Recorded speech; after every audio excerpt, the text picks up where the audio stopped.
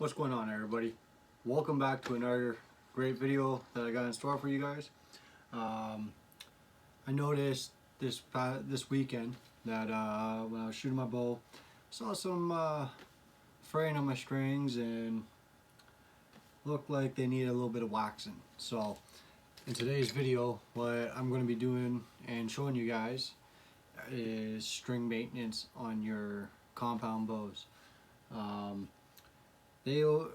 Manufacturers, they always recommend around 1,500 shots or some number around there, but that all varies depending on how frequently you shoot, and just the wear and tear of where you're hunting or how it's being stored.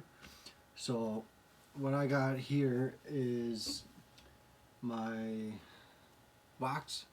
string wax, and the best way I found to apply the string wax to your cables and strings is using leather. Now I'll show you guys in a little bit why I find the leather to help very much, and why it also kind of saves my fingers from just the strain of going up and down against a string. It saves the fingertips just a little bit. Now, why is this important? Well, if your strings are starting to fray or get dry, let's say, there's a higher chance of them either breaking or snapping, or even, let's say, for some sake way, it gets derailed. Now, I'm not saying they will get derailed at all. I'm just, nowadays with how things work and with people's luck, you just never know really what's going on. So this here is just some small maintenance on my bow.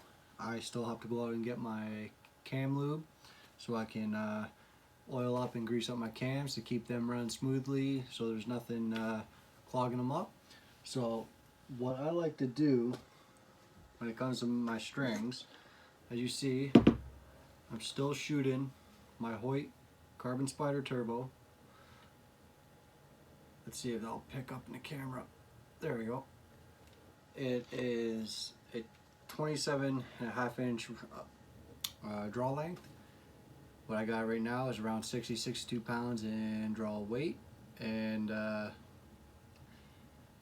people may say, oh, I think you need to upgrade. Why don't you do the RX1, RX3, or the Helix at that point? And you know what? This bow is still rocking perfect. So let's get on with the video here. Now, what you will see on your bowstrings, you got, and on this one I got my kisser button, obviously your D loop, you got your peep sight, and any little vibration dampeners going on. Now, key point of this aspect here of waxing your own strings: do not get the wax on your servants. Now, a lot of people will say so many different things about why you should not have them on your servants. I'm going to leave that up to you guys to go look up on your own, as I don't want to be giving off any wrong information of any sort towards you guys. So let's get towards the waxing of the strings. Now, what you would want to do, let me get in closer here. So I'm going to start off with this area here. So all I do, run it like this. Don't want to put too much. You just only want to put a little bit on at a time, because if you wax them up too much, then everything gets a little tricky.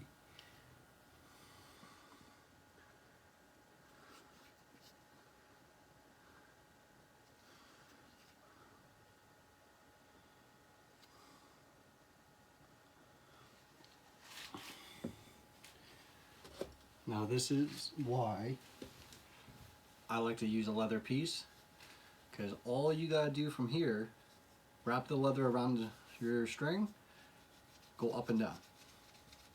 You want to move your hand, twist your hand around just a little bit, just so you can get all aspects of it. And with the friction of the leather to the cable, or to the strings themselves, it'll absorb into the string material, and it'll set a lot nicer. Now what you also want to do with your fingers, instead of just going up and down, you want to also be applying a little bit of pressure into the strings so it goes in nice and evenly, and it really works itself in.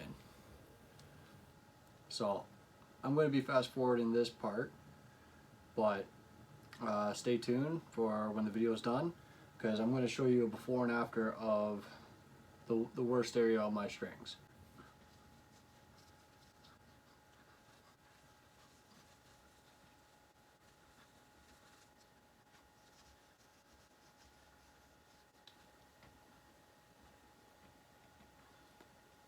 Okay, so I did my main strings. Now, I don't know if my camera picked it up prior, but right here, I had a lot of fraying going on just due to the fact of standard wear and tear.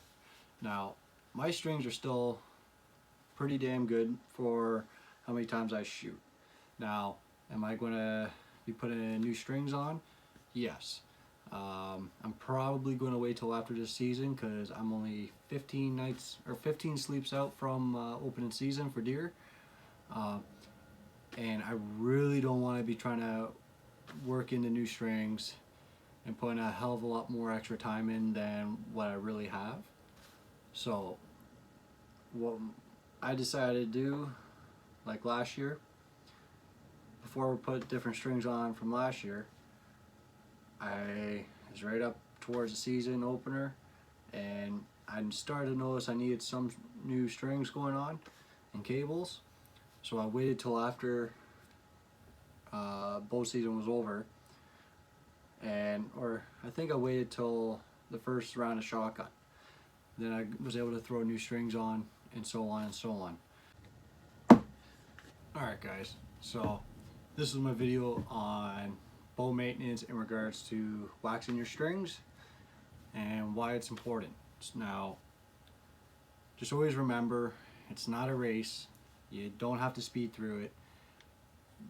Apply just enough wax where when you get your piece of leather and you're running it up and down, it kind of puts like a little, like an ever so slight shine slash a darker tint in a way to your strings. And that's when you know you got just the right amount. That's always what I worked off of. That's always what worked best for me, and there's never been an issue with my strings. Now I will eventually, after this season, I may either get a brand new bow, or new to me, old in the industry, which would be somewhere around the RX1, or maybe even the Carbon Defiant 34. There's just something about slightly older bows that are still amazing to me. So that's my video on this.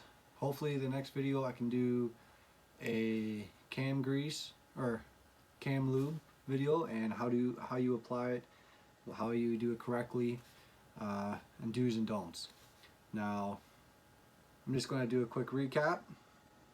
Bow wax, get a piece of leather, real leather.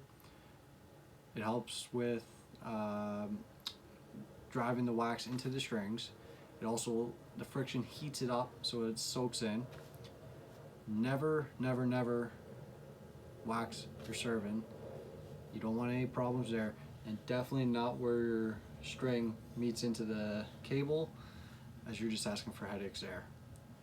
Now, let me know what you think in the comments below, if there's anything I should be changing or be doing elsewise. Let me know. Like, comment, subscribe, and I'll catch you guys in the next video.